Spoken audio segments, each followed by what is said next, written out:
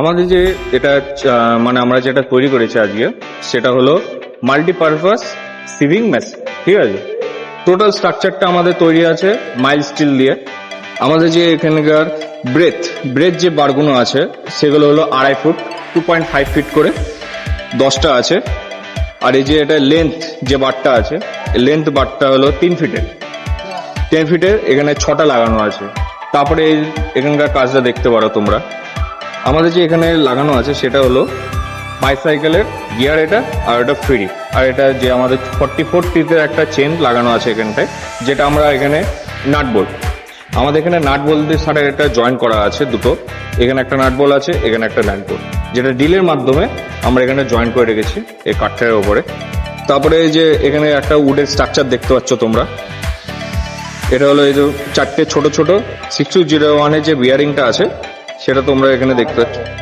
আর তার জয়েন করা আছে দুটো মানে মাইল স্টিলের যে রড বার আছে, দুটো এখানে লাগানো আছে।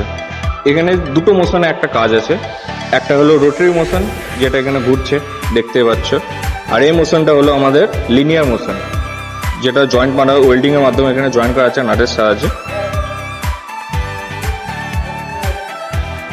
টোটাল আমাদের স্ট্রাকচারটা জয়েন করা হয়েছে আর্ক ওয়েল্ডিং এর মাধ্যমে।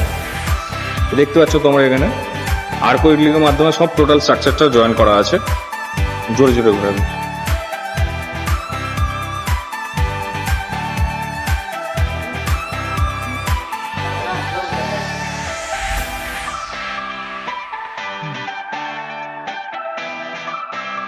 এই কাজটা দেখতে পাচ্ছ তোমরা, এটা কি কাজ হচ্ছে? আমাদের সিভিল ইঞ্জিনিয়ারের কাজে এটা লাগে।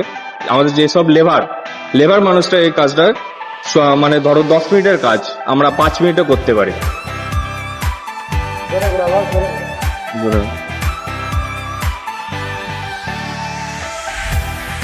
আমাদের একটা লেবারের মাধ্যমে এটা সব কাজটা করে দিতে পারে, একটা লেবারে লাগবে এখানটায়।